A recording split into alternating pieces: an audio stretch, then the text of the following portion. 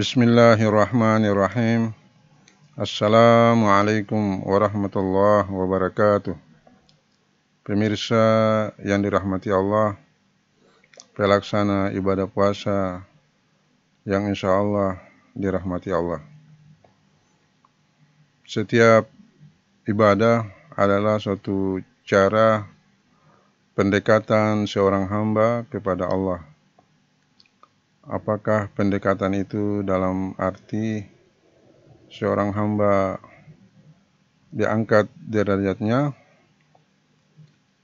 ke hadirat Allah, ataukah pendekatan itu dalam arti rahmat Allah turun kepadanya sehingga Allah dekat dengan hamba itu.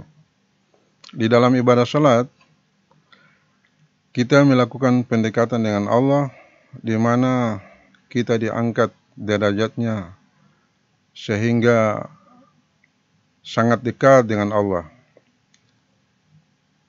Di dalam sebuah hadis Nabi SAW menjelaskan, as-salatu mi'rajul mu'minin.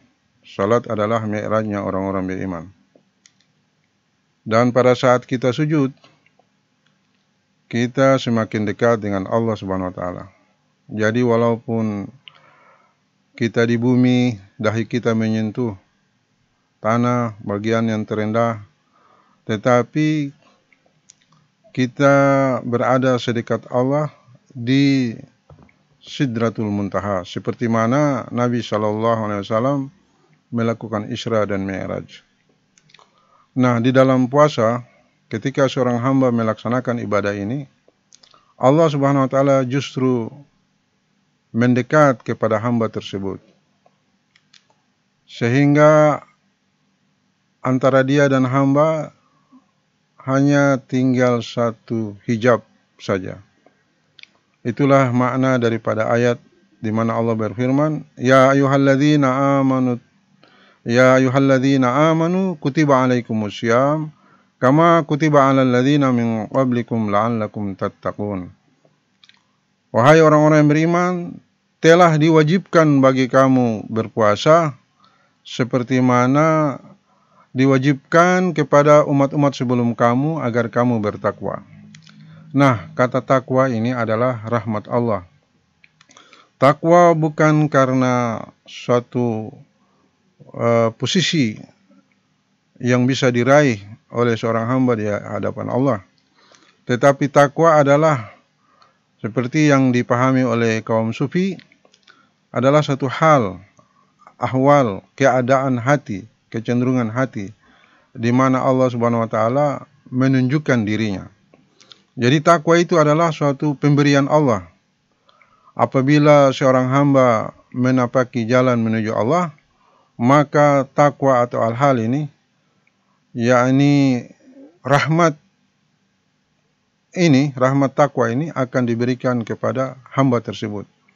Nah, di dalam takwa itulah hamba dengan Allah begitu dekat zaman dirahmati. Sehingga orang-orang yang bertakwa itu adalah orang-orang yang segera melakukan kebaikan, dan kalau dia punya kesalahan, dia akan segera meninggalkan segala kesalahannya dan kemudian berjanji untuk tidak mau melakukan lagi kesalahan tersebut.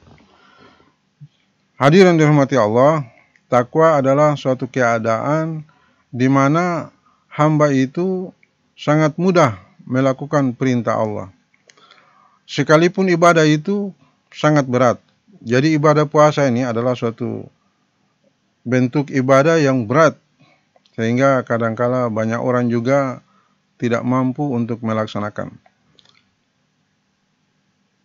Pun sudah banyak orang yang mampu melaksanakan, tetapi hanya sekedar menahan lapar dan haus.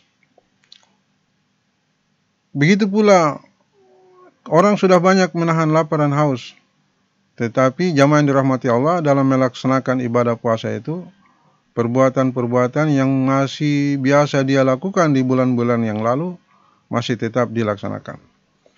Sehingga olehnya itu kita tidak sekedar menahan lapar dan haus saja, tetapi kita juga mempuasakan semua fungsi-fungsi yang ada di dalam diri kita. Seperti mata, telinga, mulut kita daripada berbicara yang bisa menimbulkan perpecahan atau orang lain mendengar menjadi sakit hati dan sebagainya. Jamaah yang dirahmati Allah, sementara puasa yang tertinggi adalah puasa hati, di mana puasa pada saat seseorang melaksanakan puasa hati, maka yang dia ingat hanya Allah Subhanahu wa taala. Dan dalam sebuah hadis, Nabi sallallahu alaihi wasallam bersabda, "At-taqwa hahuna, at-taqwa hahuna, at-taqwa hahuna." Takwa itu di sini, takwa itu di sini, takwa itu di sini. Ketika Nabi menegaskan hal ini, Nabi menunjuk dadanya bahwa takwa itu di sini artinya takwa itu di hati. Jadi hakikat puasa yang sesungguhnya adalah puasa hati kita, supaya kita ini senantiasa ingat kepada Allah.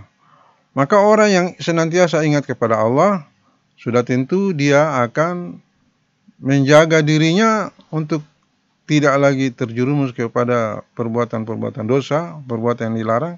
Sebaliknya, dia terus-menerus meningkatkan ketakwaan dia, pendekatan dia kepada Allah Subhanahu wa taala.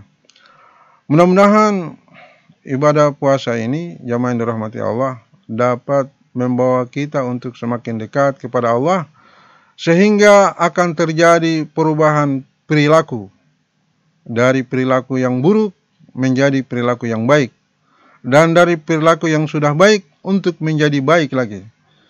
Jadi dengan demikian kita dapat menjadikan ibadah puasa ini sebagai sarana tarbiyah, sarana pendidikan jiwa kita, hati kita, sehingga insya Allah kelak setelah selesai daripada Ramadan, agama ini semakin kuat